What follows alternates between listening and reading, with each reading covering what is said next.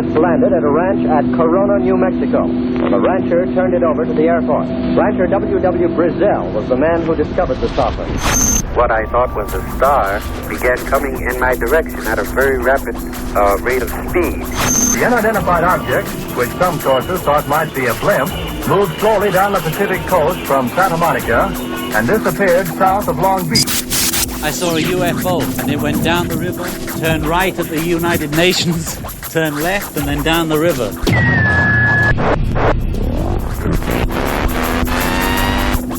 UFO classified. UFO classified. No more plausible deniability.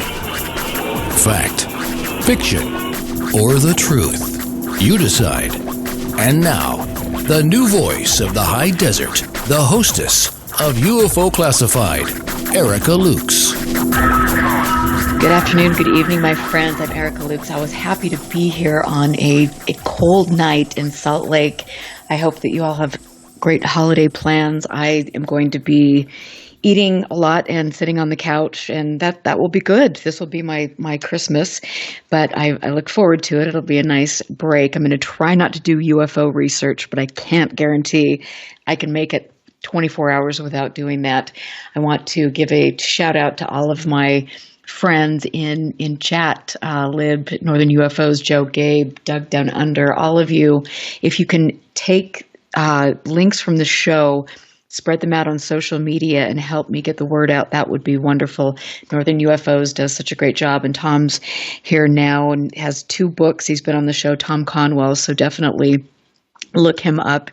Last week was a very emotional show for me. I did a tribute for Elaine Douglas, who was a Utah researcher. She passed away of cancer, unfortunately, and about a week before she passed away, she met with somebody here in Utah that she had worked with and mentored, and begged him to take her files out of her home because she knew that they would fall into the hands of the wrong people. And he was such a great person. He did not want to do that. He felt that was disrespectful to her memory. And she said that she would leave written instructions for the files. And he was going to be called after she passed away.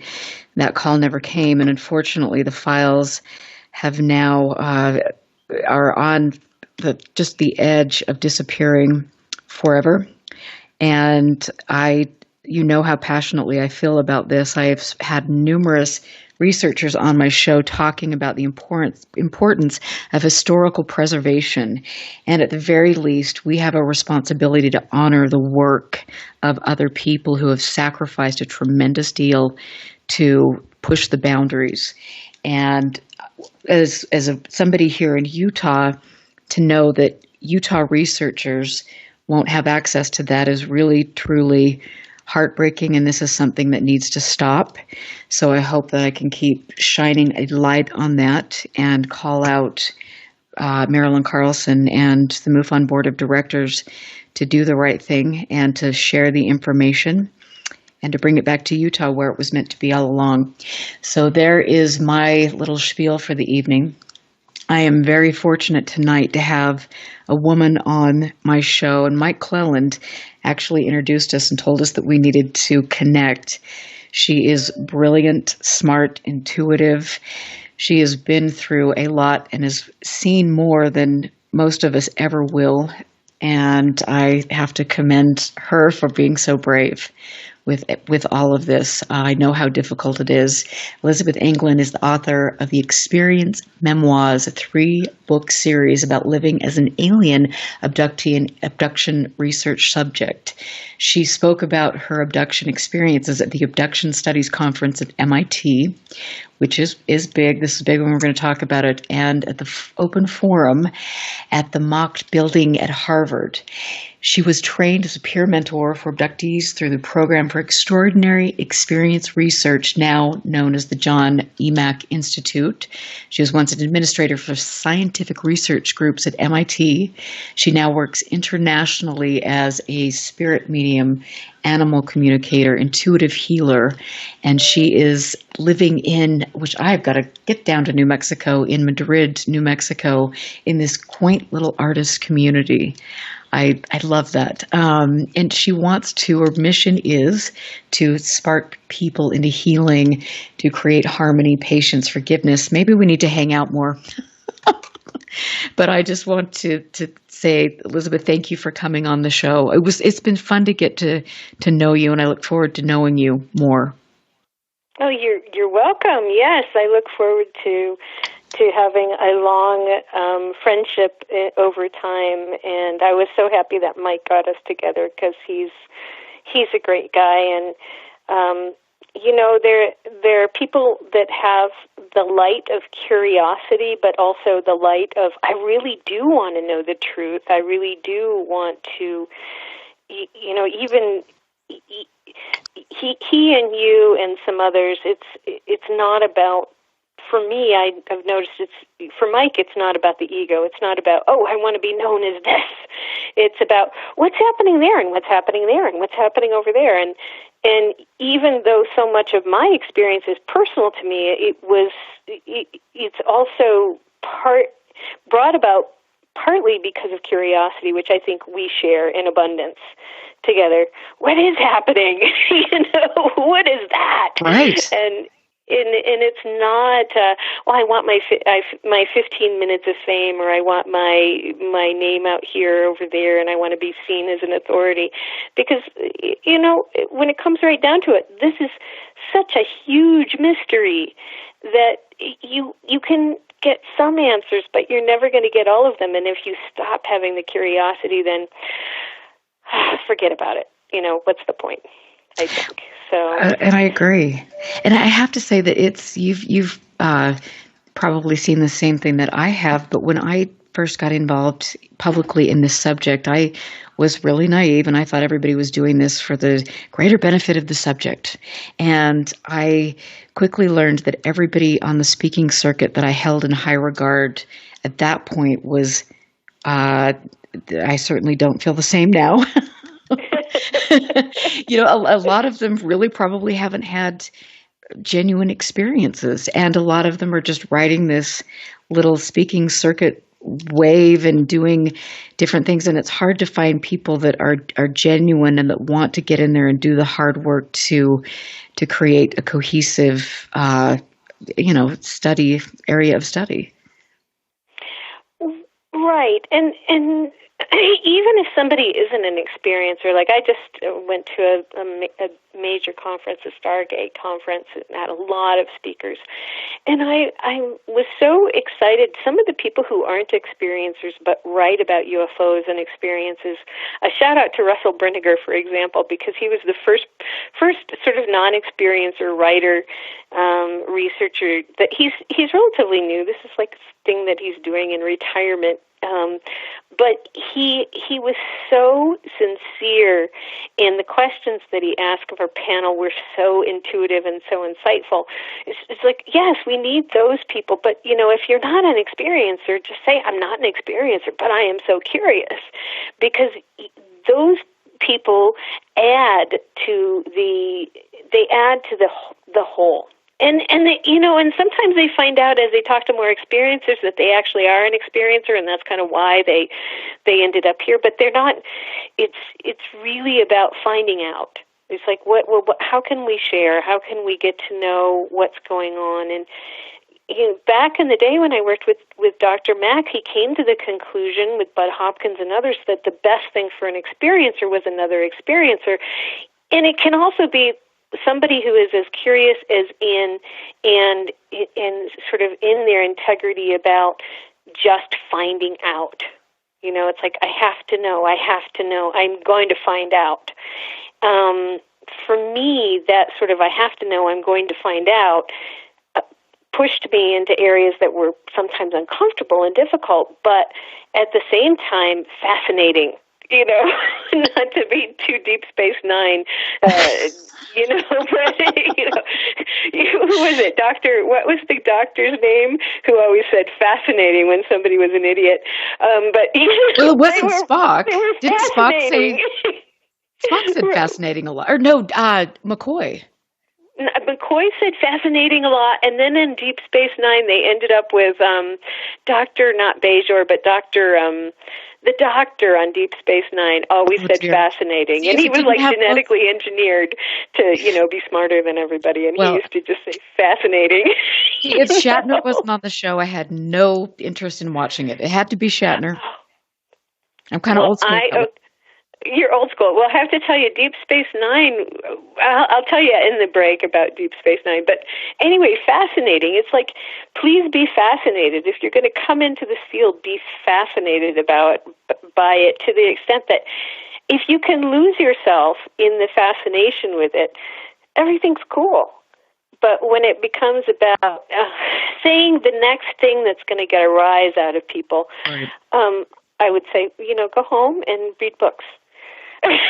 Yeah, well, I mean, exactly. And I definitely, have to say that with my comment about being an experiencer, there are lots of experiencers, perhaps, or that claim to be that I wouldn't necessarily want to do research with. And so it's just a very difficult thing. And I've found that the more I gravitate towards some of these underground little pockets of researchers that have nothing to do with ufology, the more beneficial my research becomes. Mm-hmm. Well, good. So anyway, you're supposed to. I'm trying to ask you a question. I was like, so Erica, what are you researching? That you're supposed to be interviewing me. If you want, if you're not careful, I'm going to interview you. Oh, Jake. Well, you know what? I'm just having such a good time chatting with you. So it's fun. I love it. So tell our audience what your first experiences were with this as a child. So my earliest major memory, I remember going to the Toledo Zoo when I was 3, and I remember just before that I had a bad dream where my father and I were in the dream together, and there were these bad men, and they were little gray men in robes that had bound my father to a chair, but it wasn't the normal chair, and there weren't really any ropes, but I just had the sense of, that he couldn't move. And I was in another chair, and they raised up this thing that looked like a gun to his head, and they put this gun to his head, and all of a sudden, there's this sound of like a bandsaw going, and I realize in the dream that I am the one screaming, that the bandsaw sound is me as a screaming 3-year-old. And all of these bad men in the robes with the big black eyes look at me like, this is really painful and we're in shock. And the next thing I know, I'm saying to them, please don't hurt my daddy. Please don't hurt my daddy. You can do anything you want to me. Just leave my daddy alone. And then the gun, the one that has like the gun thing to his head, it goes off, but there's this big flash of light. And the next thing I know, I'm falling into my bed from like above it, and I'm going on the bed, and I wake, and I'm awake, and I run into my parents' bedroom and to tell my mom that these bad men have my dad. My dad was in school at UCLA, Berkeley, for his master's in botany at the time. And so he wasn't home. We were in Michigan. My mom and I were in Michigan, and he was in California. And I was inconsolable. And I had to have my mom check on my dad, and she did. And I ended up sleeping like the whole next day. But I wasn't going to be okay until I saw my dad in person again, because I really thought he was dead. And what happened, my dad later told me when I found out about this in my 20s, that experience had happened to him as well. He knew that it had happened when I was 3.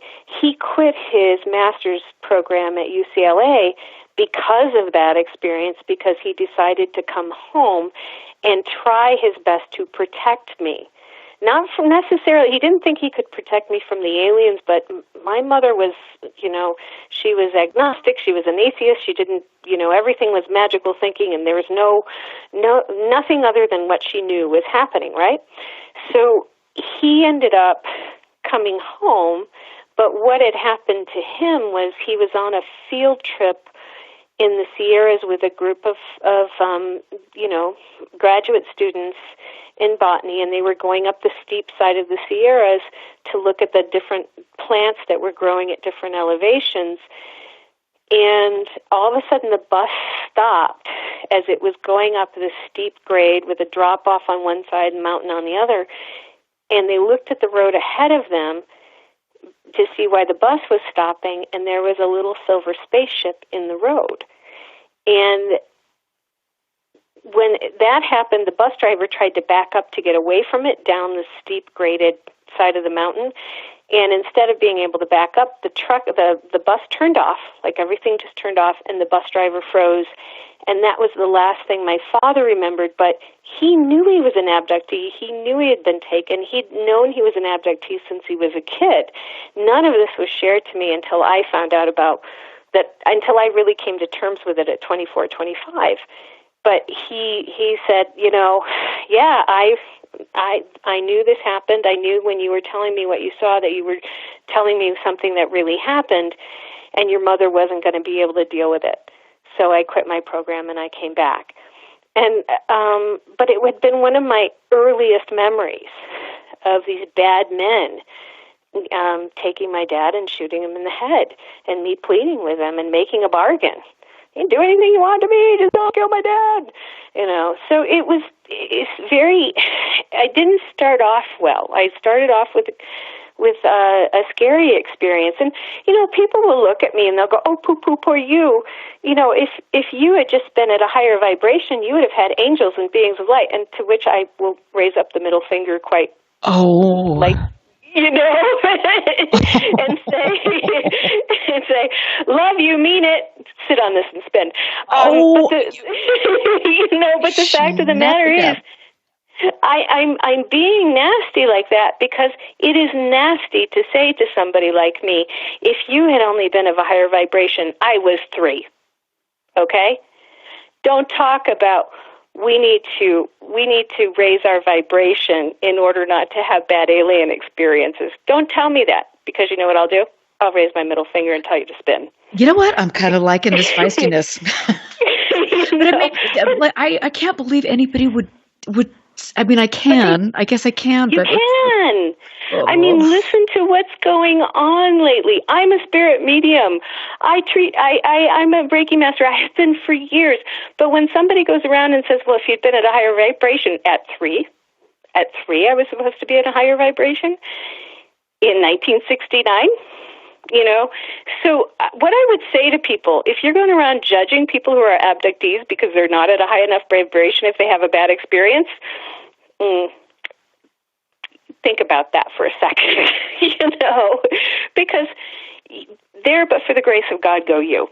That's all I can say. There but for the grace of God go you, not your personal high vibration, just the grace of God. Right. The grace of, the grace of the fact that that's not your story.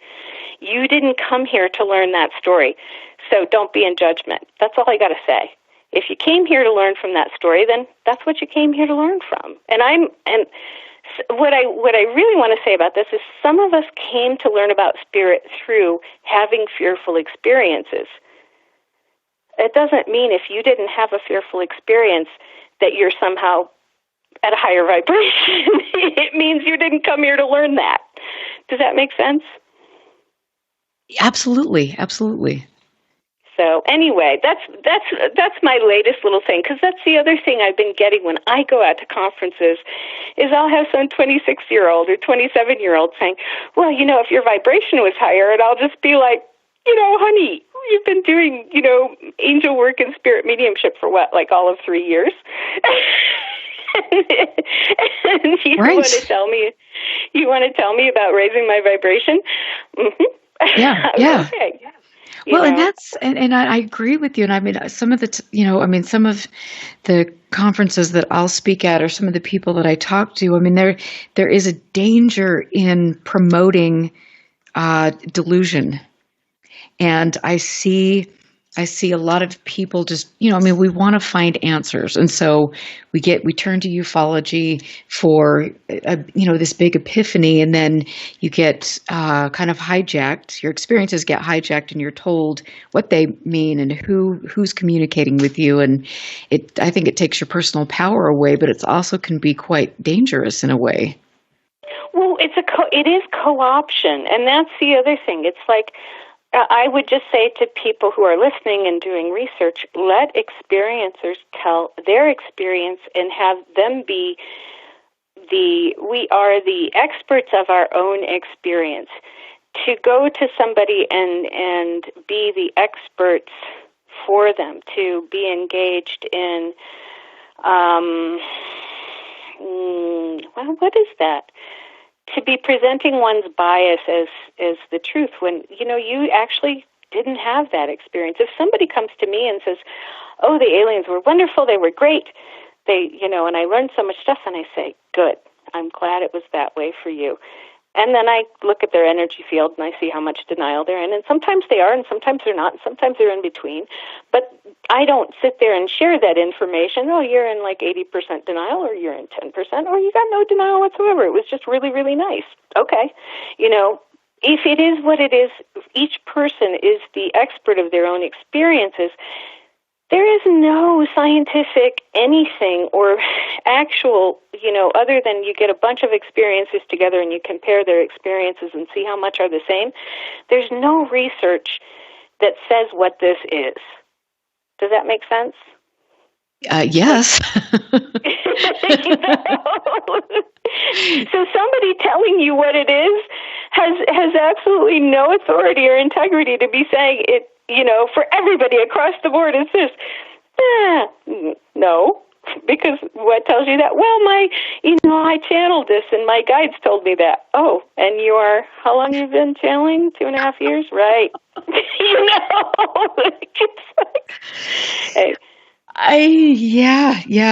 It's an interesting thing, and I have learned some lessons pretty quickly in all of this, and I definitely, I'm sure you feel the same way. It's like the more you learn personally, the more you research, the more you just sit there with sit there with my mouth hanging open, because it just gets deeper and deeper and more profound every moment. But what I would say is, if you put a room full of real experiencers together, like they are certified, these are as real as they get, every single time they get together, you're going to get the thread of what is really happening. When, these are people who are just trying to figure out what happened to them and talk about their own experience, you're going to get something real out of that. When it's people who are making speculation, or I hate to say doing mediumship, but because I am a medium and I definitely believe in mediumship, but when it comes down to trying to use mediumship to explain everything about the UFO abduction experience, no, you need groups of real experiencers to get together, the ones who certifiably are that is what they are. They are not some in between other thing. You're going to get all of the good stuff and it'll stay interesting for decades. Absolutely, and we've got to go take a break right now, but we've got a couple questions in chat. When we get back, we will ask those. I'm here with Elizabeth Anglin. You can go to elizabethanglin.com to learn more about all of her work. Stick around. The best is yet to come, and trust me on that one.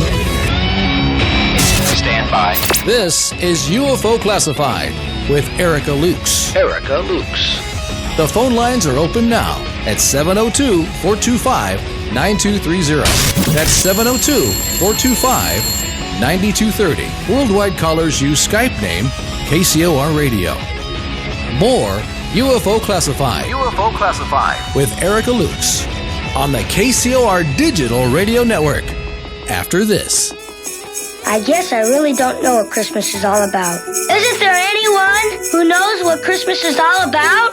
Sure, Charlie Brown. I can tell you what Christmas is all about. Hello, this is Geraldine Orozco, host of Starseed Awakening Radio, reminding you during this holiday season to connect with that unity consciousness grounding and owning your space, aligning, manifesting this new year consciously. From my family to yours, happy holidays. Toxins are everywhere, from the air we breathe to the food we eat and the water we drink. In a world where 80,000 known toxins and heavy metals threaten our very existence, how are you going to protect yourself and your loved ones? Introducing Pure Body Extra Strength, the world's first colloidal zeolite that helps trap and remove toxins as well as heavy metals from your body that are messing with your memory, clarity, sleep, and focus. Don't just take our word for it or the testimonials from our thousands of happy customers. Check out the hundreds of articles and case studies on the National Institute of Health website proving zeolite's powerful ability to remove toxins. For a limited time, listeners to KCOR will receive 10% off their first order. To get started, go to trypurebody.com and enter promo code RADIO10. Again, that's trypurebody.com. Toxic junk is all around us, but now you can take back control of your health and protect yourself by detoxing with Pure Body Extra Strength. You'll be on your way to sleeping better, thinking more clearly, and feeling more energetic. Go to trypurebody.com right now and get started today.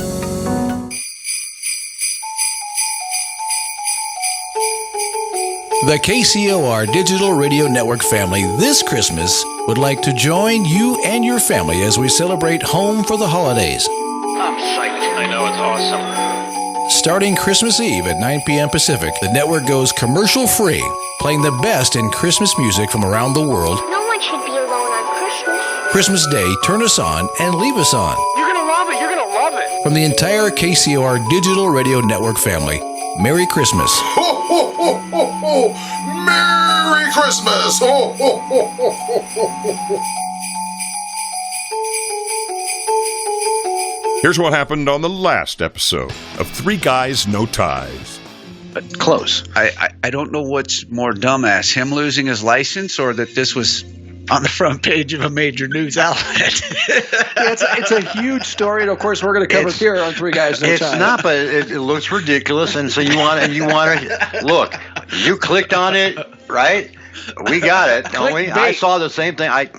As soon as I saw it on your computer screen, I wanted to see what that story was. So it's even newspapers are doing clickbait. Three Guys, No Ties. Wednesday nights, 7 to 9 Pacific on the KCOR Digital Radio Network.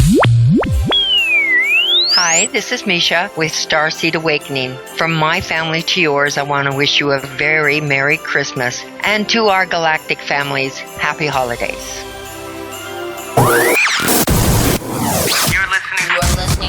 You're listening to UFO Classified with Erica Lukes, where the truth isn't hidden beneath the black lines of a Sharpie. That's the craziest thing I've ever heard. To be on with Erica, call 702-425-9230. That's 702-425-9230. Worldwide callers use Skype name KCOR Radio. Radio contact. Share your thoughts on the show on Twitter by using hashtag KCOR. Or head over to the live chats at KCORradio.com. The audience goes nuts. And now, your host of UFO Classified. Are you ready? Erica Lukes. Erica Lukes. Welcome back and happy Fantopia Friday. I'm Erica Lukes. Always happy to be here on KCOR. Please make sure you take a minute to share information about UFO Classified. I am working my tail off trying to get good information out there and hopefully changing some of the things that are taking place in the community of ufology, and I want to bring awareness to it. It's really important to me, and I know all of my listeners feel the same way. You are respectful and wonderful. Thank you for supporting me.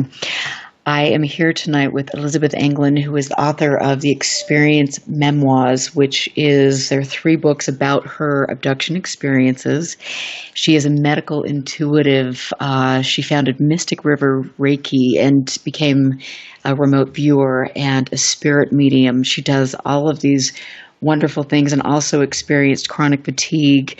And she turned to some of these things in attempts to try to relieve that and then help her stress from her childhood trauma and everything that she's been through. In the last segment, she mentioned a very traumatic experience when she was 3 years old that involved her father.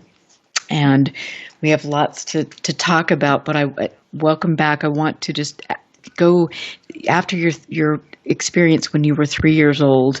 Where did you met with your father? He mentioned, in your 20s that this was happening. Did anything happen in between 3 and 21? Well, so experience is all about what happened between basically 3 and January of age 24. And so, I was born in January, and I go from 3 to 24 almost perfectly from the time I was born. So there's a lot that happened. There were people in my hometown who had experiences. There were people I was abducted with who were in my hometown. There were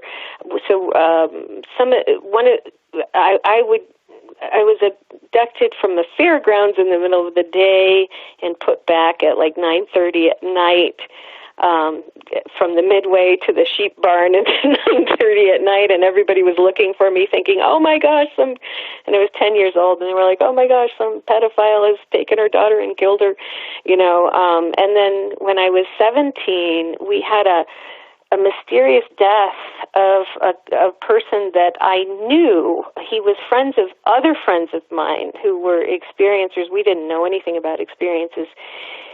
His name was David, and he was remembering his experiences, and he was writing them in his journal, and he was talking about elves coming in ships, and some of us were going up into the ships with the elves, and they were, trying to protect the planet, but it looked like it was going to all go to crap, and anyway, and we were supposed to be the ones to sort of help out as best we could. And so he had all these journals that were being written. He ended up being found dead on the floor of his bedroom, naked with a hole in his head. His father was a sheriff's deputy, and the hole was cauterized. The hole, so there wasn't any. He didn't have a gun in the room with him. He didn't have a knife in the room with him, and nobody had broken into the house. And the doors of the house and the windows were locked, and there just was no sign of an intruder.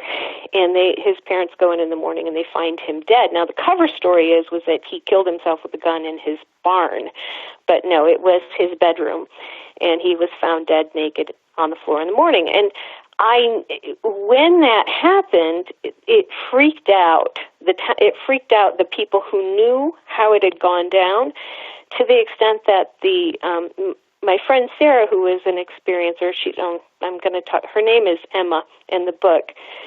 Her dad was the assistant attorney, whatever the town attorney is. So it was like not the attorney general, but the I can't remember that. But it's an important position, because if you're going to get prosecuted, that's who does it in your area, like the public. Right. Prosecutor.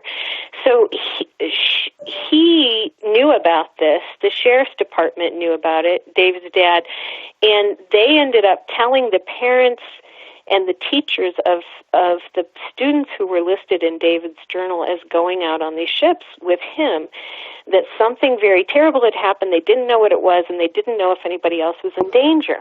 And they had this meeting. My father was a teacher and my father, so they had this meeting at school for the teachers, and so my dad was at that one, and he literally freaked out for a moment and got very paranoid and told me, you have to be very careful. There's something going on, and we don't know if you're in danger or not, so just watch your back. And we have the conversation in the book between he and I about watching my back.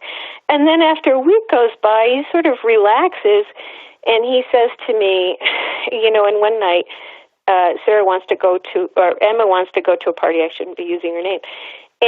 And for me to go with her, because she's still, David was really a good friend of hers, and she's still dealing with his death. And I asked my dad, can I go out to this party? And we're going to go to the party, and we're going to talk. Mainly, we're going to talk. He's like, okay, yeah, sure. And I said, I'm going to spend the night at their house.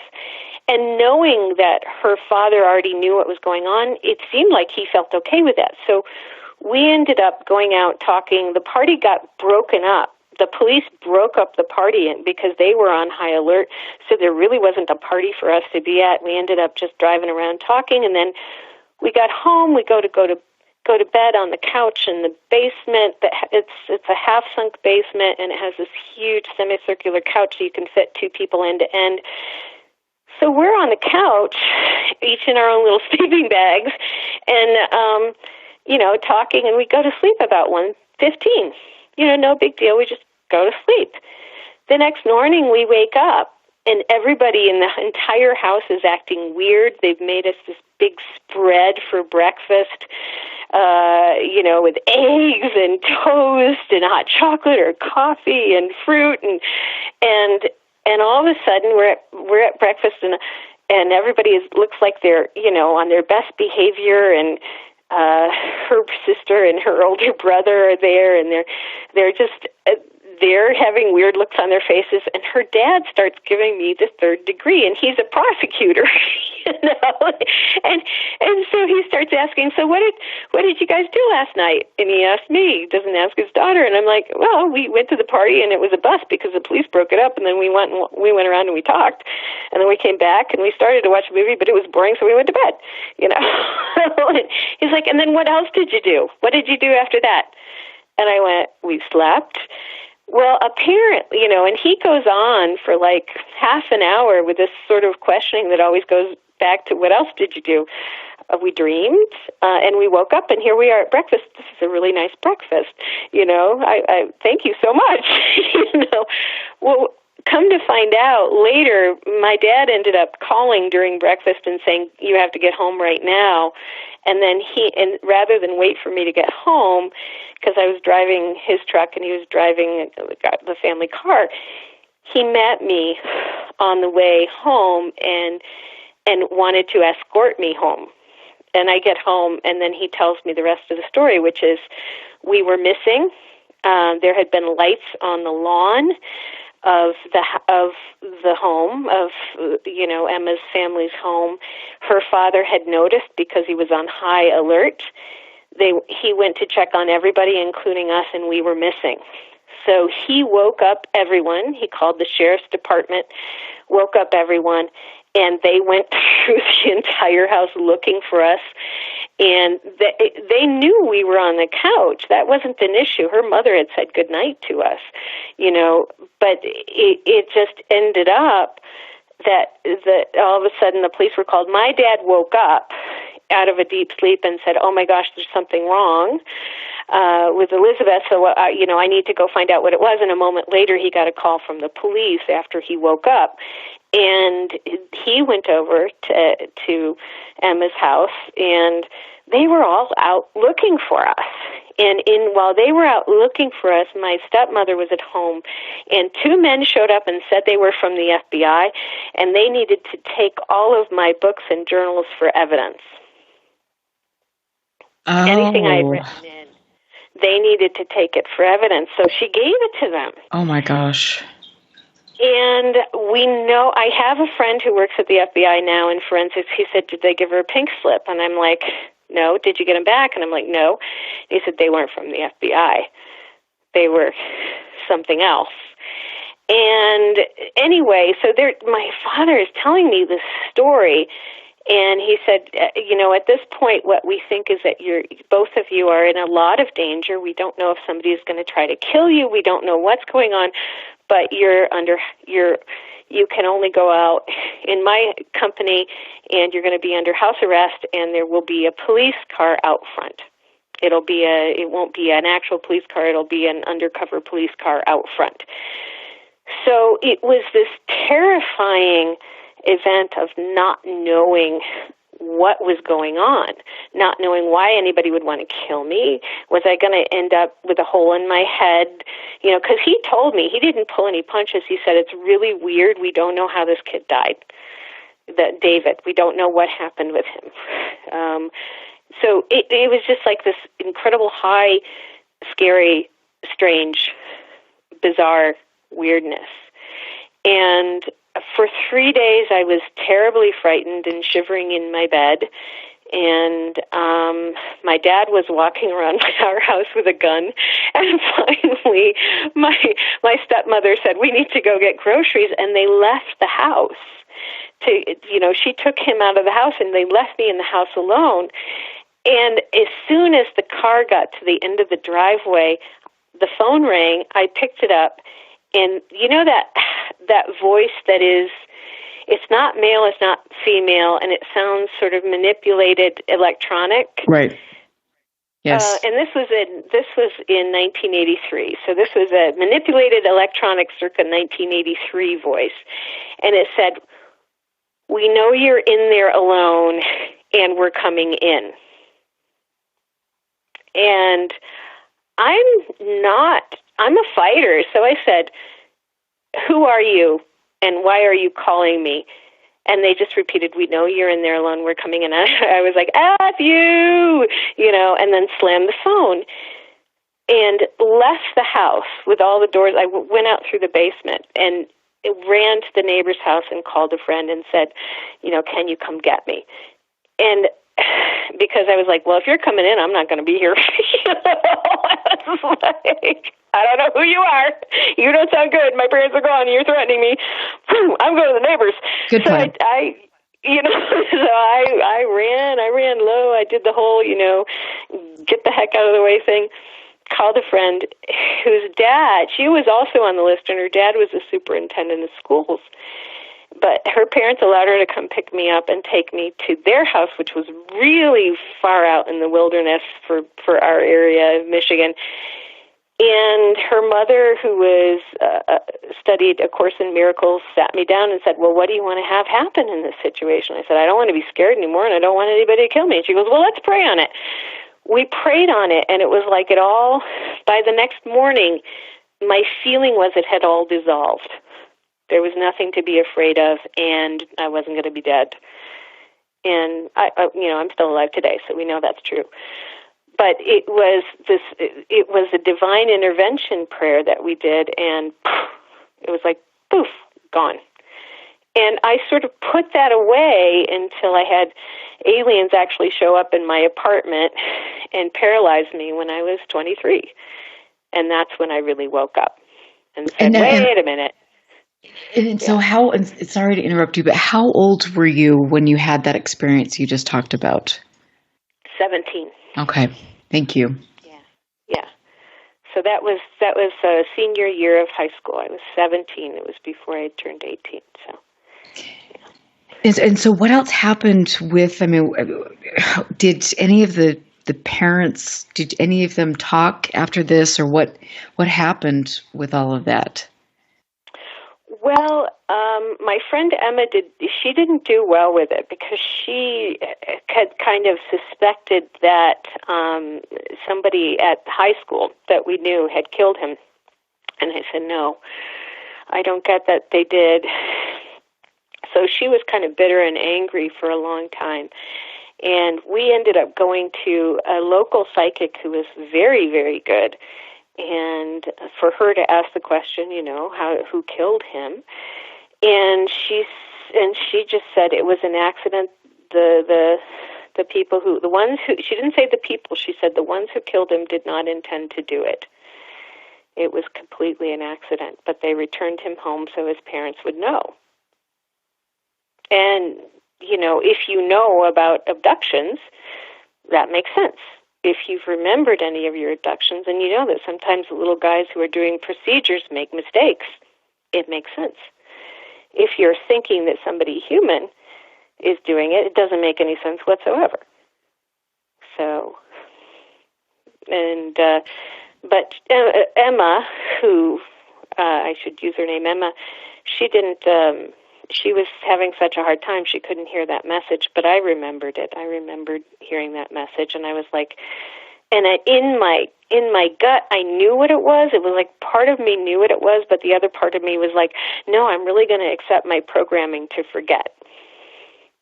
And so I really don't know, but I do know, but I don't know, but I do know when she said that. So... And so what part of Michigan specifically was this taking place? This is southern Lower Michigan. This is in the same place where the 1966 UFO flap happened. In fact, we had friends who bought the farm where the police had had seen the landed ship in the UFO flap. But there are 3 counties, Monroe County, Lenawee County, and Hillsdale County, that were all part of that UFO flap, and we were in one of those counties. And so, yeah, it's in the Michigan UFO Triangle, the sort of Great Lakes UFO Triangle in southern Lower Michigan. And so, is there anything unique about that area? My thought about it is there are a couple of different things happen. Michigan has a lot of nuclear power plants because of the water, and Fermi had a meltdown, which was not that far away. It was on the eastern end of Monroe County, was Fermi, which did have a meltdown and a release, and people don't really talk about that. It was one of the first nuclear power plants, and of course it went wrong. But the other thing is, my feeling is in Lake Erie there are, especially over near Lake Erie, or is it Erie or Ontario, over by the border between Pennsylvania and Ohio, going into Cleveland, there are a lot of underwater UFO bases in the shallow Great Lakes, and so there's just tons of places to hide, tons of places to be and not be seen in the Great Lakes as well. So both between the nuclear and the fact that there's places to hide and there's places to be, I think that has something to do with it. It doesn't mean that I don't think ships go to the moon or take off and, go other places or go to other dimensions. I do. But sometimes it's just easier to have a base of operations that's not so far away or,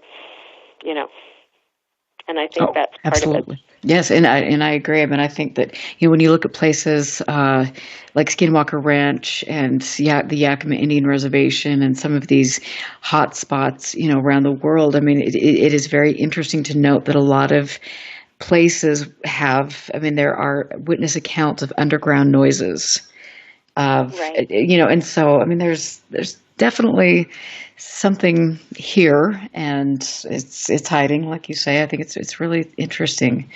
And so let's go to the time when you were 23 then, and you had more experiences, and where in that your 20s, where did everything lead you? Well, I ended up over 7 years, doing, I think it's 27 different regressions with different people, and 10 or 11 or 12 with Dr. Mack and Joanne Hager, who was wonderful, a wonderful psychotherapist who was affiliated with Harvard, and then Bobby Colasanti. And I did go through. I found out that I was a MyLab. I don't know. I thought those experiences were yucky and boring, and so I didn't want to concentrate on them. It was like, this is yucky and boring, and the only thing they're trying to do is find out what the aliens are doing with me to see if they can reverse engineer it or use me, and that's what I would tell Dr. Mack. I'd be like, oh, this is boring. Yeah, these are the yucky people. Oh, I hate this. It would end up like that. And then we would move to what was happening with the aliens, because he was also very interested. So the way that 7 years went was I would usually get abducted Sunday, Monday, or Tuesday night by the aliens, and then by Thursday night I'd be abducted by the MyLabs, and they would try to figure out what the aliens were doing, and it would be like, could we stop? This is really getting to be a pain. So I got very tired.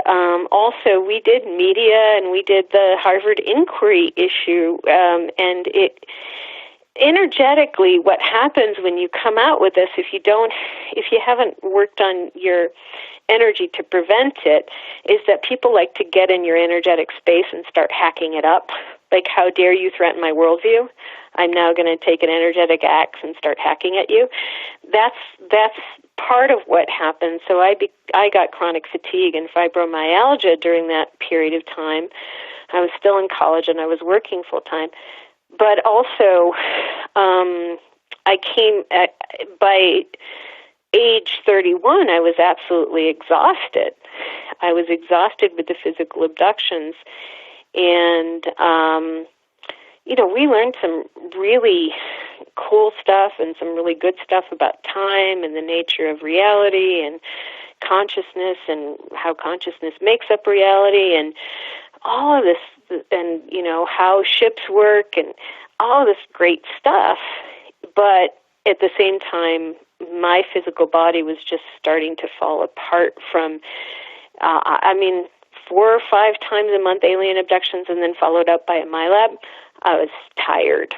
I was really tired. So I ended up, the main thing that I would tell other experiencers is, you know, and this is a shamanic principle, you have a contract or an agreement with the universe or with the life force, the universal life force. And if there's something going on in your life that's not working for you, look at your contract and see if it's related to that, and then renegotiate that contract with the universal life force. And that's what I ended up doing. Boom, the alien abduction stopped, and boom, the MyLab stopped like that at 31. So, and all this other stuff in between, it's like, which thing do I pick? But, you know, that's where I ended up after that 7 years of working with Dr. Mack was, yeah, I'm done. No, I'm really done, and I want to talk to the universe about that, and we're going to renegotiate this contract and then talk to the aliens. And I don't know that I really talked to the MyLabs people, but I think I just disappeared. You know, like all of a sudden the universe said, she doesn't exist to you anymore. And I didn't exist to them anymore. So. And I mean, I have so many questions to ask you, and I want to, in our next segment, talk about the first time that you met Dr. Mack and the influence he had and what you thought about him as a human being, and also some of the perhaps outside influences with your group, and I think we're going to get into some good things, and I appreciate that. And I want to just tell everyone that if you want to learn more about Elizabeth Anglin, go to elizabethanglin.com. She is a Reiki Master. She communicates with animals. She founded Mystic River Reiki, and she's a medical intuitive remote viewer. So this is pretty. Her path is incredible, and I have to say, Liz, that for you to say that you had chronic fatigue or were diagnosed, so was I, and I have also had some very unusual things happen with my health, and that's and the same type of kind of life path. It's really interesting. So I'm happy to have you on the show. I'm Erica Lukes, and I will be asking your questions. Make sure you get information out there, share, get people to my UFO Classified page and UFOclassified.com. I am traveling the world, posting interviews with the world's best and most respected people in the subject. So make sure you share the information, support the show. I appreciate it, and we will take a break and be back. Listen very carefully. This is Houston. Say again, please. Houston, we've had a problem. This is UFO Classified, live every Friday night, 4 p.m. Pacific, 7 p.m. Eastern, exclusively on the KCOR Digital Radio Network. The truth is out there, just waiting to be discovered. And now, if you will, accompany me on a journey to the future. For more information on the host of UFO Classified, Erica Lukes, upcoming guests, as well as links to the past shows, visit her website at UFOclassified.com. UFO Classified. UFO Classified. This is KCOR Las Vegas, home of the Digital Radio Network, broadcasting from a shack just south of Area 51. Wait, that doesn't exist. This is the KCOR Digital Radio Network. Now for the news.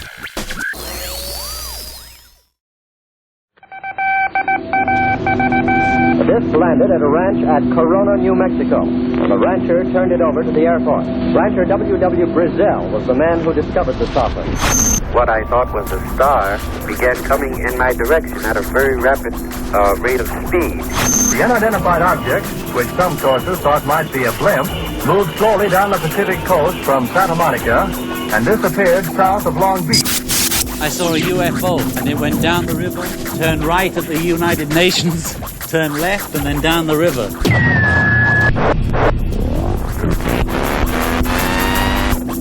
UFO Classified. UFO Classified. No more plausible deniability. Fact, fiction, or the truth? You decide. And now, the new voice of the high desert, the hostess of UFO Classified, Erica Lukes. Welcome back to the second half of UFO Classified. I was happy to be here. I'm here tonight with Elizabeth Anglin, who is an author. She is a spirit medium. She communicates with animals. She's an intuitive healer, and she lives in a really funky, totally cool part of New Mexico, this little artist community, Madrid. I've got to come see you sometime. That would be, I think we might get into trouble, actually. Well, listen, Erica, I've been doing open mic, and I've been working on my set list for open mic, and my Christmas gift to myself was a new keyboard. So we are so totally going to get into trouble because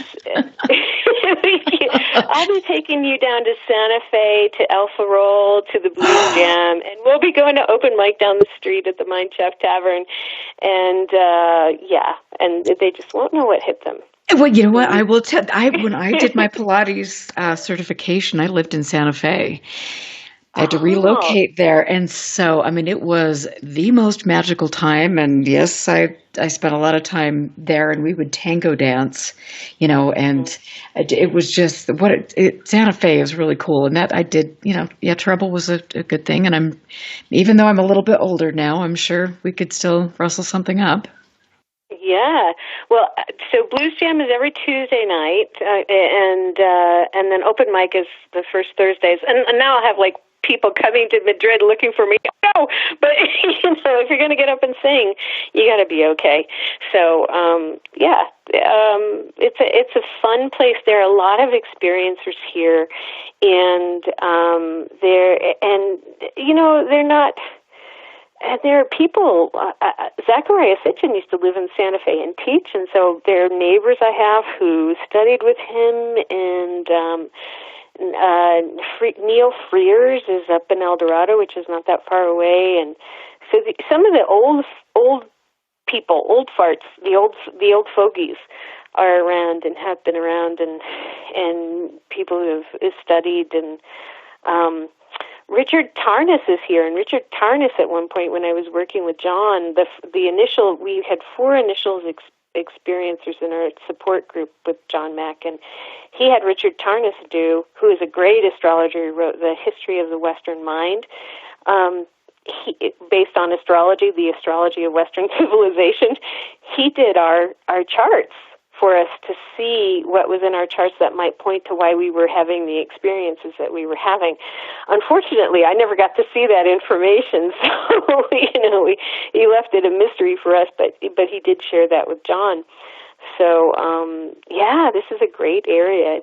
It is very, for the most part, open. We do have some spiritual, culty, guru-y things going on, but for the most part, people are really open to experiencers and the experiences and finding out and curious, and so and that's really interesting, and I would love to, and I will tell you off air, because you just triggered something in me that happened to me while I was in Santa Fe that I haven't really talked about a lot, so I would love to just chat with you about that for sure. But I want to ask you and talk about what led you to John Mack, and about your first initial meeting with him, what your thoughts were. What led me to John Mack was making I was sort of beginning to date a guy who was into alien abductions and UFOs, and on our very first sort of middle of the day date to go out to the beach, he had asked me what the strangest experience I ever had was. And I had all these strange experiences, and I was like, well, that's weird because I got a crap ton of those. But I came up with a UFO landing in my best friend's backyard in October of 1980.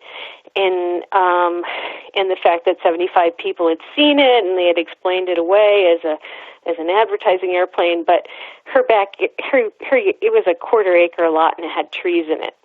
And I was like, couldn't have been, because it had the right colors, because I saw that thing, but it couldn't have been an advertising plate because you can't land one of those in a quarter-acre yard with trees. So I told him about that, and then he wanted to get me Bud Hopkins' book, Intruders, and he couldn't find it at the bookstore we were at on our next date, and he got me Whitley Strieber's book. Before I could read it, or get more than a page into it, I had 6 little aliens, I believe it was 6 because of the noises I heard, show up in my apartment, paralyze me, play with my cat, and, the bulk of them stayed downstairs. I had a one bedroom that was a loft. The bedroom part was a loft. One of them came upstairs and said to me, as I was paralyzed looking at it, at the top of the stairway, looking in my bedroom, look at me, and turned his face from side to side and said, see, look at my face, we're related. And it wasn't the typical big bug-eyed gray. It was a blue one. It had more seal-like eyes, but the cheekbones and the chin and the jawline, for me, it was like, yeah, we are related. Look at your cheekbones and your chin and your jawline, But at the same time, I was really mad because I was paralyzed, and I was thinking at this little blue guy in a little blue robe who was saying, look, we're related. Look at me, see me. And normally they would shut me off and take me away, and he hadn't done that. And I'm just yelling at him in my head as he's trying to get me to acknowledge and really look at him, that I knew who he was, and I was going to move, and I was really mad that he'd paralyzed me, and I finally got up enough adrenaline by yelling in my head that I did end up moving. And the moment that I unparalyzed myself, he went through my skylight with a sound like a thwop, and then all the other ones that were downstairs playing with my cat went probably either through the windows or the walls, and there were these 5 thwopping noises. Thwop, thwop, thwop, thwop, thwop. And the cat came back upstairs and was just perfectly happy with the whole situation because the cat had just been played with, So at that point, everything came rushing back that my friend David had an experience. He had something put into his head. It had gone wrong. Sometimes these guys make mistakes, and when they make mistakes, you can be put back dead. What if they stick you in a wall? They just went through the wall. What if the technology doesn't work and you're halfway stuck in a wall? So all of these terrible thoughts came to my mind, and I couldn't sleep, and I ended up calling Bud Hopkins. And Bud Hopkins called me back. And the interesting thing was, it was the same night that Linda Napolitano had the Brooklyn Bridge abductions that he wrote about. And it was basically within the same timeline. It was like they showed up at my house and then they showed up at her house kind of thing, possibly. So he was trying to figure that out. But he ended up saying to me that he was working on getting someone in my area to work with abductees who he trusted, who he thought would be good, and to give him a couple weeks. And he got back to me and he said, okay, this person's name is, Dr. John Mack. He's at Harvard. I do trust him, and he will be calling you. Do you feel comfortable talking to him? And so in January, I got that call from Dr. Mack, and my thought about him was he had a beautiful voice, which if you ever listen to his videos or anything, he's got this deep resonant voice, but that he's really, really, really smart. It was like, because he was using words I didn't know, and I thought I was really smart, and he was like, forget it, I'm really, really, really smart. And I was hoping, I didn't actually have a meeting with him until May, and I was hoping that he would not find that I had any psychopathology, because I was like, well, if anybody's going to know if I'm a nutcase, it's going to be this guy. And what if I am a nutcase? And anyway, after this one alien showed up, all of this stuff, this Close Encounters movie kind of stuff started happening, and I started getting telepathic downloads and information downloads, and Dr. Mack wasn't quite ready to start working with experiencers yet, and he wasn't ready till May, and we had an intake interview in May, and he takes note. Like, the first thing you know is he's taking notes about everything. As quick as you're speaking, he's writing, and he's writing pages and pages of what you're saying. And but I got that his interest was more like he didn't initially really connect to the information. He was trying to make connections, so he would say, well, do you think this all could be a shamanic thing? You know, coming from the Midwest, from a Quaker/evangelical background, what's a shamanic thing? What's that? So you just kind of go, maybe. I don't really know what shamanic means to you, you know. So he got, you know, the first thought was, this guy's really, really, really nerdy, but he is very, very, very interested. And he's very thorough, and he's very complete in terms of, you know, he both taped it and he took notes.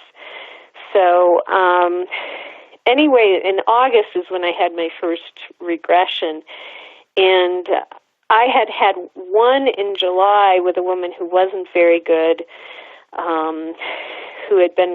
who had said she would work with Bud, but it seemed like she was doing it to get more clients. She got scared during my first regression and brought me out in the middle of the worst part of it, and I ended up walking around with flashbacks for a week because I hadn't gone through the entire experience and been able to process it as a whole. It ended up coming up in my daily life the rest of the week, which was terrible. Don't ever do that. If you're regressing people, please stick through to the end, and then, you know, tell the person what a good survivor they are, because if you take them out in the middle and you act scared, it's not going to help. And so how did you find that? How did you find her? Well, she also was referred by Bud, but at the time it was because she was willing to do it. Okay. It wasn't based on who's good, who should be doing it, who really believes it. It was people would write to Bud and say, I'm willing to do this. But this was a person who had her own fears about whatever the heck it was, you know. So we get into the hardest part of the experience, and she's not having any of it. She can't deal.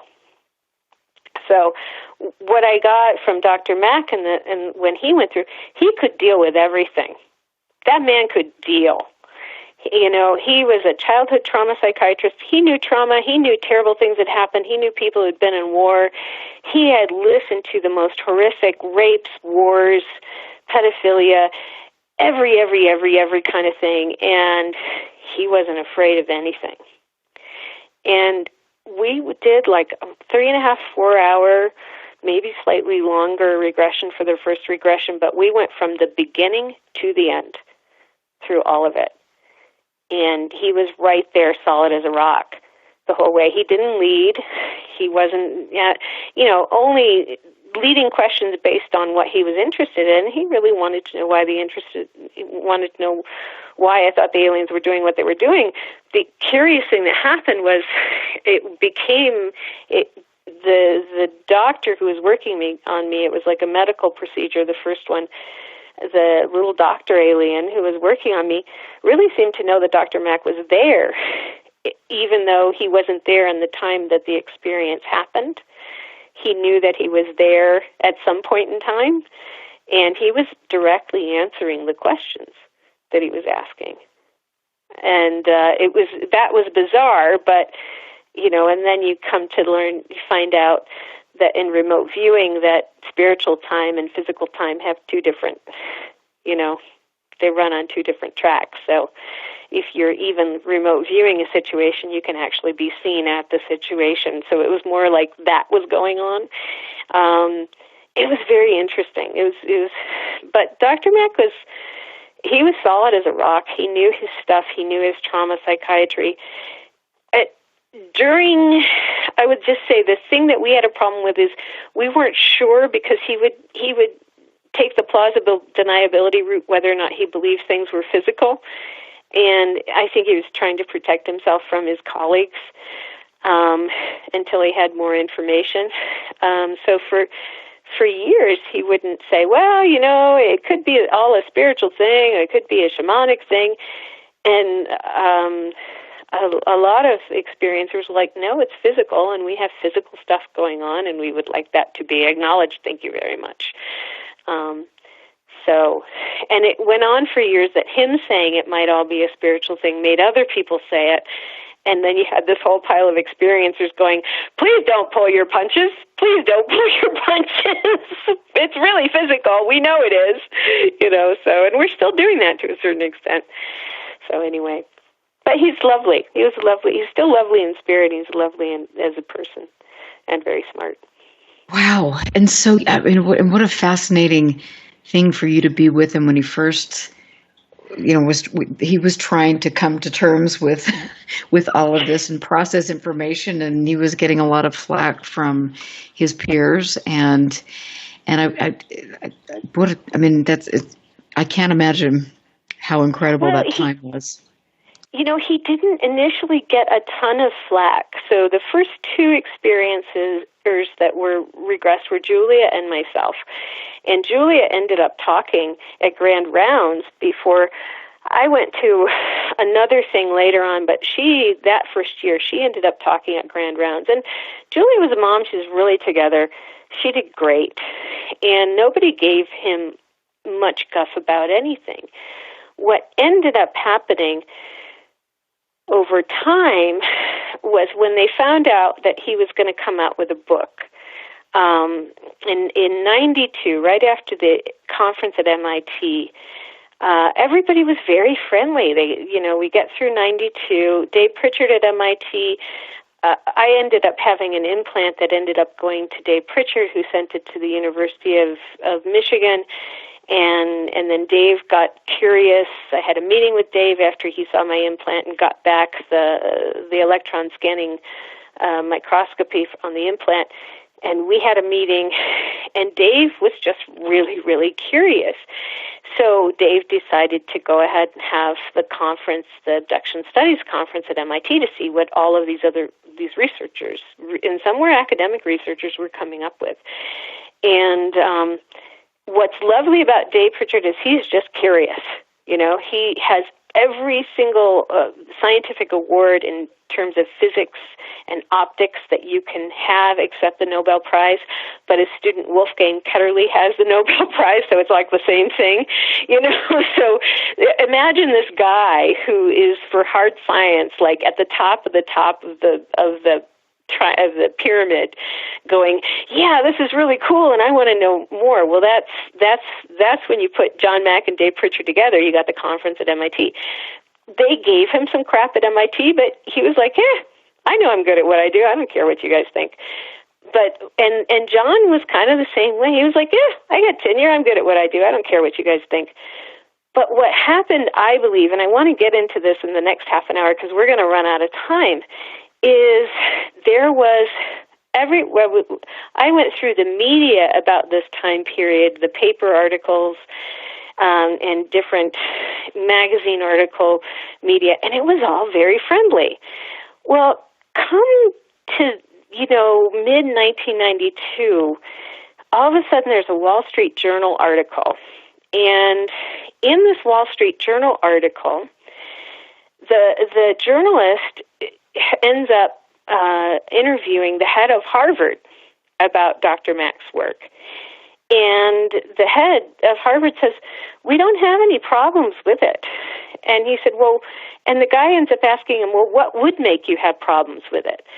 And the head of Harvard says, well, if we had an experiencer come forward and accuse Dr. Mack of some sort of malfeasance or wrongdoing or malpractice, then we would have a problem with it. But that hasn't happened in the past 2 years, so we don't have any problem with it. He can continue on doing what he's doing. Right? What do you think happens within the next 2 years? And what happens briefly after, quite quick, that was 92. What happens right after that article comes out is all of a sudden, Dr. Mack, at some point in the same time period, Dr. Mack receives a referral from MUFON to talk to a woman. And we've had, we start out with 4, within a year we're at 30, and then we're at like 35, 40, 50. Our support group is growing leaps and bounds. It's just huge. But in this process, a woman who comes through the pipeline from MUFON, and most of us just ended up coming either through Bud Hopkins or, people would find him and call him up and saying, I'm remembering stuff, and he'd, refer them on to have a pre-screening, and then they'd come through. Well, this woman, because she was referred by the head of MUFON, and I can't remember if it was the state director or the director. I'd have to go back through my paperwork, unfortunately. She gets referred to him directly from MUFON, from some head of MUFON, and she, and he is told, to please treat her as a VIP or priority or something like that, right? Well, that did not go well for any of us.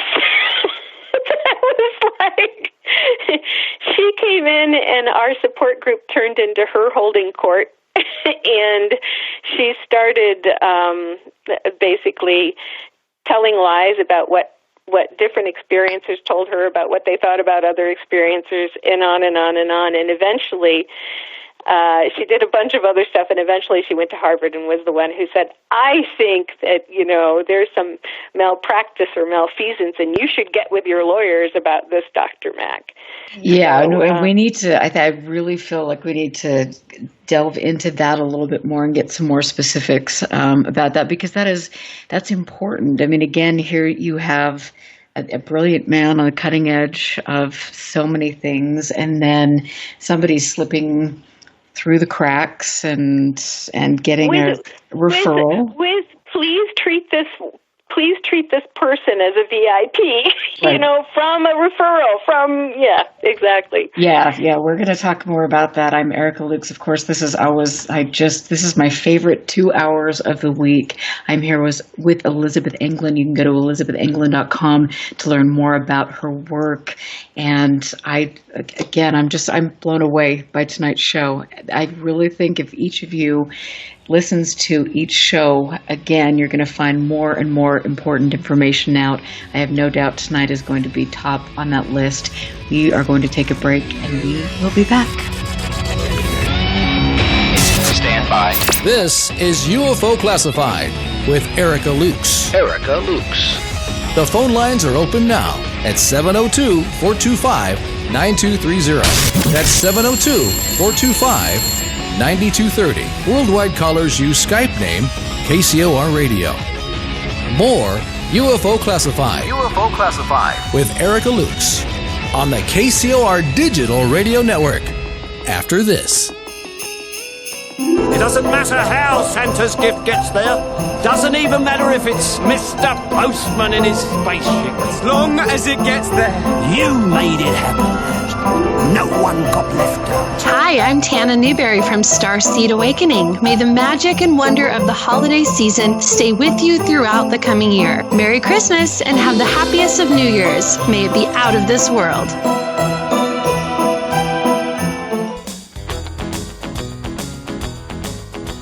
Do you love new music? Yeah! Then tune into the Americana Music Hour, exclusively on the KCOR Digital Radio Network, Sundays at 3 p.m. Sponsored by Music for Hope. From the West Coast to the East Coast and everywhere in between, Mike Jones will introduce you to artists both old and new. The Americana Music Hour, where we showcase new talent as well as artists from around the world. Mike Jones brings you a fresh new perspective, as well as shows you where it's happening and who's making it happen here in Vegas, as well as around the world.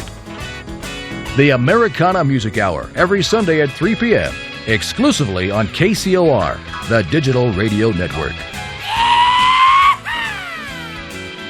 If ever a breed was affectionate to a fault, it's the Golden Retriever. They're people dogs, pure and simple. And the Golden Retriever Rescue of Southern Nevada needs your help. If you would like to volunteer, foster, adopt, or donate, go to the Golden Retriever Rescue of Southern Nevada's website at grrsn.org. That's grrsn.org. Or call 598-GOLD. That's 598-GOLD. Gee, it's so quiet. Too quiet. Terribly quiet. Awfully quiet. Do you have an hour to kill? Well, crank up those EVPs, spirit boxes, and walk the haunted halls of the unknown with UK's very own paranormal investigator, David Cook. You guys ready for this? The Ghostly Hour, live Sunday, 2 p.m. Pacific, 5 p.m. Eastern. And now, you're mine. Come hear first-hand accounts of some of the most famous ghost sightings, photos, and videos from around the world. Skeptics, believers, and spirits both good and bad. Welcome to the Ghostly Hour, hosted by David Cook. Live every Sunday, 2 p.m. Pacific, 5 p.m. Eastern. Exclusively on the KCOR Digital Radio Network. Santa's coming to town! Santa! Oh my God! Santa here? I know him. Hi, it's Jeremy Scott from Into the Paranormal on Saturday nights from the cold, dark depths of a secret dungeon somewhere deep in the remote Pacific Northwest. Merry Christmas from the KCOR Digital Radio Network.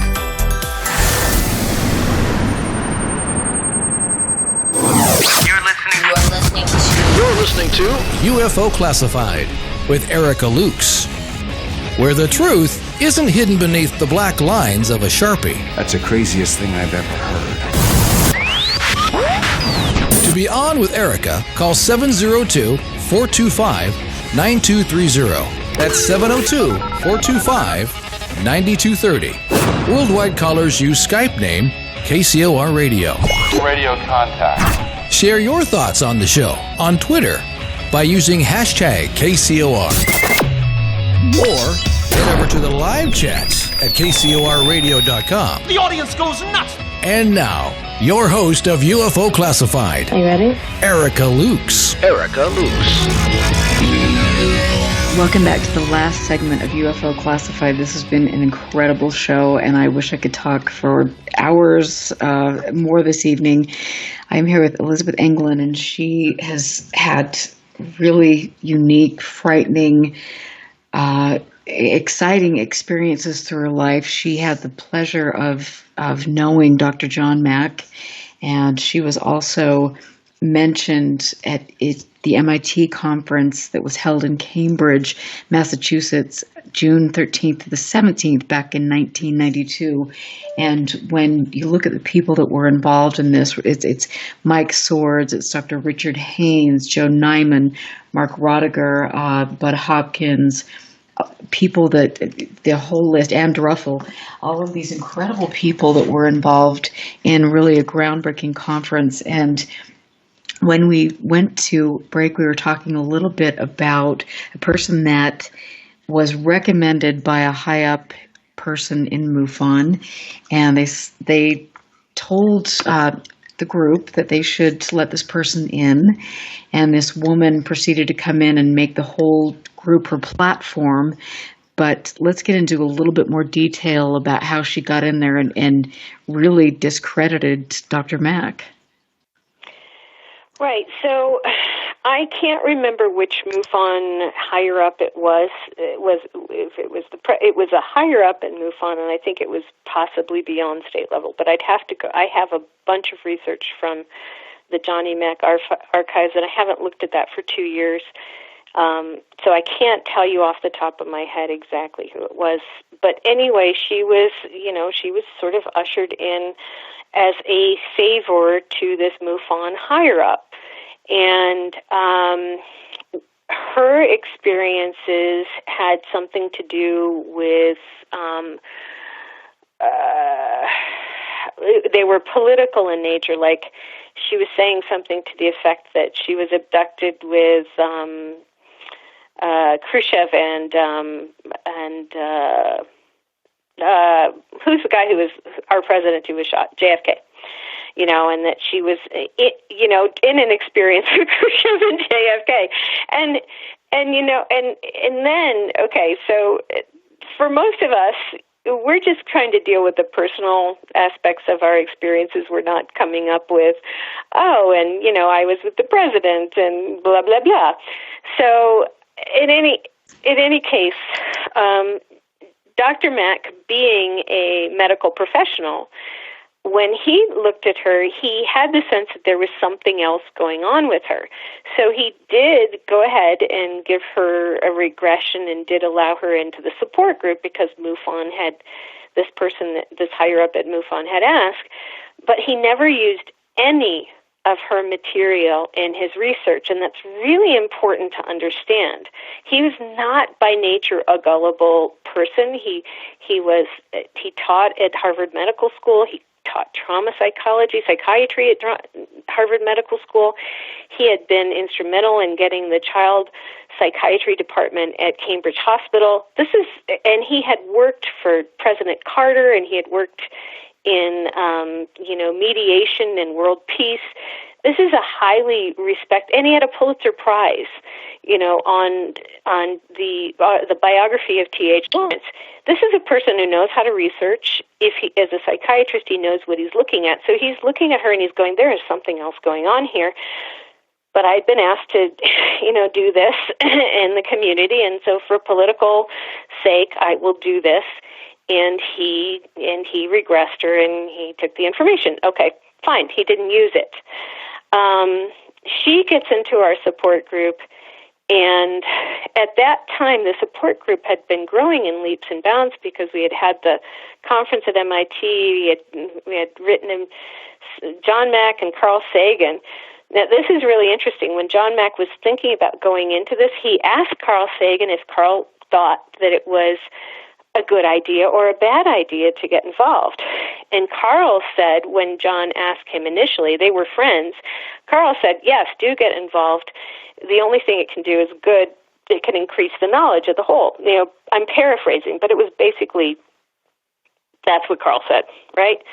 And so based on feeling like he was going to be supported by his peers and his colleagues and his friends, one of his other friends was Thomas Kuhn, who would have said, yes, do it no matter what, because we always need to subvert the dominant paradigm. He went out and he did the subduction research work, which is where I come in afterward as the, little research subject. So all of this stuff, there was Carl Sagan was starting to go back on that. Anyway, this person comes in. She starts holding court during our now very huge, 30-plus person support group, which is hard to get anything done in anyway. And as she's doing this, people start being quiet about their experiences because we start not to feel like she's real. And she's saying, I know it's this, and I know it's that, and I know it's the other thing, and I know it's this. And when you're in support group, the reason you're there is to say, has anybody ever had this happen? And see who can talk about anything that's like what you've experienced. You're not there to hold court and say, I know this, and I know this, and I know that, and I know the other thing. It's just not how it works. So did she seem to have like a political agenda then? Oh, well, she had like a cult. It was like she wanted to be the cult leader. She comes in, and all of a sudden she's trying to turn our support group into a cult. And we're all going, this is not our support group. This is her pretending she's a cult leader, right? And we don't. And I ended up leaving because I was just getting the message, evil is taking over. You need to get out of the way. So by early 1993, I was like, I'm out of here. I can't do this. This is bad. And then right after that, so in 92, we tried to nonprofit the support group. I ended up being the treasurer. My very good friend Dave Duclos ended up being the president. Jim Weiner of the Allagash Four ended up being the vice president, and a wonderful person named Dave was the secretary. As the treasurer, we got a donation of $2,800. We had this just enough to make a newsletter and to get drinks and do things for the group when we had meetings, and to find a hall. Maybe we could have a bigger place to meet rather than in Dr. Mack's living room, which was bursting at the seams. And we made it so that Dave and I had to both sign checks. Well, what she found out about this from Dave, and then she proceeds to tell Dave Duclos, the president, who I had supported to be president because he really wanted to do it, that I had said that he was dumb and I didn't believe his story.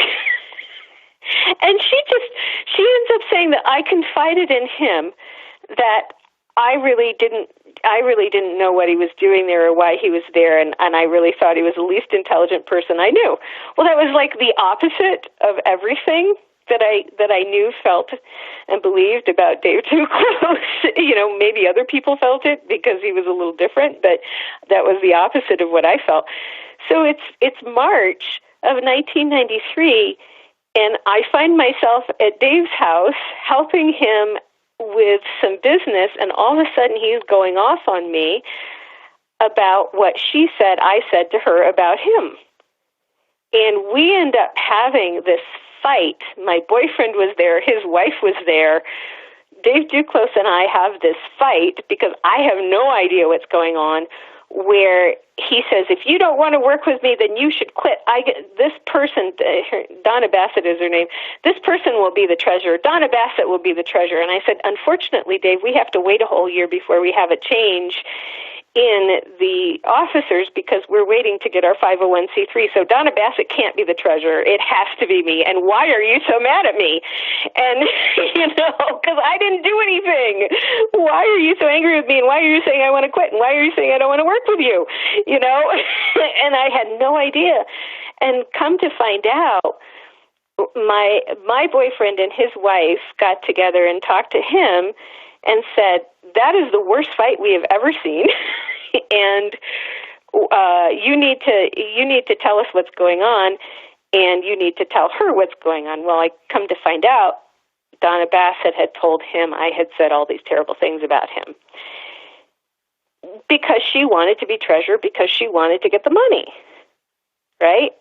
Well, before he figured it out, she inserted herself so deeply. She said he was running a newsletter. He got so upset by the fight that he didn't want to run the newsletter. So he handed the newsletter off to her, and he gave her a check for $300 that I had signed. Or no, I hadn't signed it. He signed it. I never signed it. He gave her a check to run the newsletter, and she took the check, wiped the $300 off of it, typed in 2,800 and forged my name on it from seeing my signature in another place. Then she moved to North Carolina. Then she formed an LLC, and our group was called the Group for Research and Aid to Abductees. And she moved to North Carolina. She took all of her money, and then she wanted to be paid to run the support group from North Carolina, which was impossible. And she was going to peer the Program for Extraordinary Experience Research and Dr. Mack and asking to be paid to run the support group from North Carolina, right? Well, they said no, of course. And the next thing we know, she disappears basically, and the next thing we know, there's an article in either Time or Newsweek where she is coming out about Dr. Mack and his crazy research, and she goes to Harvard, and she complains, and she says that Dr. Mack is, malfeasant, or he's neglectful, and he's hurting abductees, and blah, blah, blah, blah, blah, and they need to get on possibly censuring him, and they form the Committee of Inquiry. And the backstory that we didn't realize or think about was that her husband ran an aviation magazine with Philip Klass at Psychop. And he had stopped doing the aviation magazine 11 years before. Now, if you're an adult, you know that 11 years is a blink of time. It's not like her husband or she would forget who Philip Klass was, right? And, or that somebody who knew them wouldn't know that they had a connection to Psychop and Phil Klass, right? Right. Yep. So, a couple of things happen simultaneous. Psychop has a conference in 1994 on abduction research, and they invite Dr. Mack to speak. And then they invite her to speak. And then she gets up and she says that she didn't even know Psychop or Phil Klass existed. And it's a freaking lynch mob.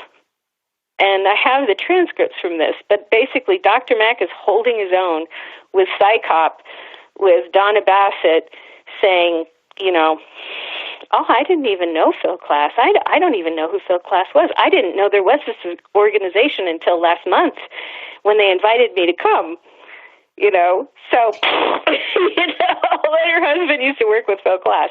So it was basically a setup, the whole thing. It was like obvious at that point when Dr. Mack is up on the stage in front of a setup and her coming in and saying, no, I didn't even know about Psychop. And he's looking at her like, gee, you told me that your husband used to work with Phil Klass, so how all of a sudden did you forget that you didn't know about Psychop, And so where does, and then to have MUFON asking, giving this person, the red carpet, please accept her into your, your group. What are your thoughts on all of that? It comes up to the big giant question mark. The big giant question mark is who knew what, when, and why. And the only thing I can think of is that basically the powers that be or the powers that were could not have a well-respected scientist working on this, doing good science. He was doing it the right way. He was collecting data. He was collecting our stories. He was comparing our stories. He was saying, he was running data and statistics on how many people are saying the same thing who don't know each other. And have never met each other and are not actually, he had a lot of people who weren't in support group who were, and he would take things from, he would qualify it. Is this from a regression? Is this from a conversation? It's, etc. So he was doing good work, good research work, like he should know how to do, which he did know how to do. And I think the powers that be could not handle it without, it just was not something that they were ready to admit to, or it was not time for that. In my opinion is that when I was going through my regressions with him and this information was being collected, the aliens that I was working with did want it out. Not the MyLab people, but the aliens were working on a co-disclosure movement with abductees being the voice of that disclosure, and Dr. Mack was part of it. And on the spiritual realm, I really see that now when I look at the Akashic records. We had an agreement. We were supposed to work together, Julia, Dave Duclos, and all of these other people who were abductees that I can't mention their names. Dave is dead, so it's okay for me to mention his name, and he was also out. We all agreed to work together on this, and we agreed to work together with the aliens on this. And we were doing it, and the powers that be just came in and said, nope, we're not going to let you do it. Did it surprise you, though? Because for me, I think one of the biggest shocks is that people that are supposed to be supporting this work, organizations that are supposed to be, are going into the guise that they're supporting this work, aren't. Well, it comes down to plausible deniability, and it comes down to read Noam Chomsky, read about how the CIA works. When I'm an MIT head. I'm a MIT head. I worked at MIT. I used to go see Noam Chomsky. I used to kiss him when he came on TV because he was really describing about how the government manipulates what people think about, what they're allowed to think about, what they're allowed to talk about, and the dominant paradigm, and how the CIA works, and how that manipulates where policy goes and whether or not we have a war, we don't have a war. It keeps the war machine going. So literally, you have to think about how many people are infiltrating just regular organizations, and have been since the Cold War and potentially before, have been in these news outlets and organizations and schools and etc. And why is MUFON any different? It's been around forever, right? Right. And I will say in social media, and for me, looking at MUFON as a whole and seeing, when I was state director, I would ask Jan Harzan, okay, after 50 plus years, why haven't we done any data analysis? Where are the white papers? Where is anything that would say that any scientific research had been done? And it was just nothing. Right, and that to me is, John Mack was going to do that. I did geographic information research. That was my degree. I went to school for music at Berkeley, and then I did geographic information sciences research in labor market economics and environmental research at University of Massachusetts. And literally, it's not that hard to take that data and sum it up and make it into a scientific research project that gives you hard numbers. It's the fact that nobody wants it to happen. We had Dr. Mack doing that thing, and it was like, no, can't do that. And so I'm not sure. I mean, you can connect dots or not connect dots. You can think conspiracy. You can think not conspiracy. I don't think everybody in MUFON is potentially a government operative. Right. But there's really good people in MUFON. But absolutely. Wow, look at the art of war stuff that goes on around this. It's like, you think you're going forward, and then all of a sudden your momentum is used against you. It's crazy. So it is, and I mean, we've got 2 minutes left, and we didn't even talk about Bigelow. But I mean, just in a nutshell. Well, we had James Fetzer showed up at Pier, and I believe I remember, and I don't know if this is written down, that Bob Bigelow showed up, and both wanted our information, and we as experiencers were asked if we wanted to share it because it would mean a grant, it would mean money for future work to help other people. And we said, is our personal information going to be wiped from this? And, what else does this mean? Well, the terms were that we weren't guaranteed our anonymity, and also we trusted Dr. Mack because he was a medical professional, and he did need to keep our names out of it, and if we didn't want to have something shared, we knew he wasn't going to share it. But when it came to Bigelow or Fetzer, that didn't seem as clear. But there was absolutely, to my remembrance, it went on for several months in 96 and 97, this idea that if we would accept this money and give our research over, then we would have all the money that anybody thought was ever necessary to pursue alien abduction research. So, it is what it is. But the bottom line, though, is you understood that people's personal information would be compromised. And I think, that was the $1 million question when Bigelow interacted with MUFON back in those days. And I know that Chase Kletsky, who is now the DOI, mentioned on a radio show that actually they didn't give Bigelow any more data than what was available online, which is, you're not going to agree to have a contract that's, $600,000 and not get extra data. But what did MUFON do to protect the identities of these people, or did they? And that's an important question. Right, and we just, we ended up feeling like not enough could be done because, in different parts of different transcripts, even just my own personal transcripts, I have like 70,000 words or more of information. Maybe it's 1 million words of information just on my own. And it's got names of different people that I mention in there. And it's like, nobody could go through this with a fine-tooth comb and pull all those names out. It'd be like for every single of the 200-plus experiencers that Dr. Mack worked with by that time. You couldn't go through there and pull all those names out and all that information out. And some of it's highly, highly personal and highly intimate. You don't want that guy looking at it, That's wrong. Right. So... I mean, what interesting times, and I'm really, really grateful that you were here and sharing your experiences, because they are really crucial for all of us to understand what's going on and some of the traumatic experiences that you've endured since you were 3 years old, but then also some of these other influences that have come in. And luckily, you had the influence of Dr. Mack. And I only wish that I could have met him, but wow, I can't wait for your book to come out.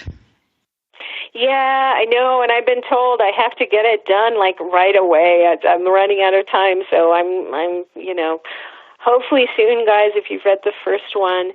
My understanding is it's a page turner, but, don't get mad at me if you have to wait a little bit for the second, a few more months. So. Well, I'll bring you on back. I just love talking to you, and it's nice to meet a strong woman and an intelligent one that has been through so much and has the fortitude to stand up and shine a light on things that need to be addressed. Absolutely. So thank you, and I want to thank everybody for listening. Next week I will have Pete Jeremiah on, who's been a researcher for many, many decades. And I want to just say, go to ufoclassified.com to see my interviews. I have an interview there with Erling Strand. Big shout out to Northern UFOs. Thank you. Have a great night. Go to elizabethengland.com to learn more. I will catch you next Friday. Listen very carefully. This is Houston. Say again, please. Houston, we've had a problem. This is UFO Classified, live every Friday night, 4 p.m. Pacific, 7 p.m. Eastern, exclusively on the KCOR Digital Radio Network. The truth is out there, just waiting to be discovered. And now, if you will, accompany me on a journey to the future. For more information on the host of UFO Classified, Erica Lukes, upcoming guests, as well as links to the past shows, visit her website at ufoclassified.com. UFO Classified. UFO Classified. This is KCOR Las Vegas, home of the Digital Radio Network, broadcasting from a shack